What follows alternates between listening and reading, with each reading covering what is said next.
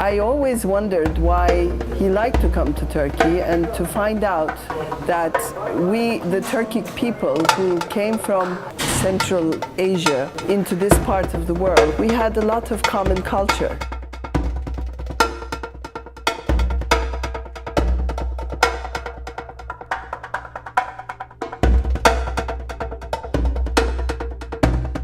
He showed me the steps of exact design and intricacy of that kilim design, and that went like this, like this, like this, like this, like this, and the steps were going on and on and on, and he really made it like as if it was a part of his stage choreography.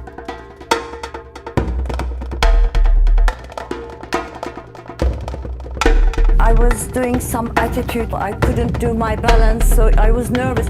And somebody was there. Hey, Nilay, yes? You have to go with the attitude to cross because of your balance. Otherwise, you can't do your balance. I said, okay, thank you. It was Rudy. You know, he was watching to me all the time. It was a wonderful time.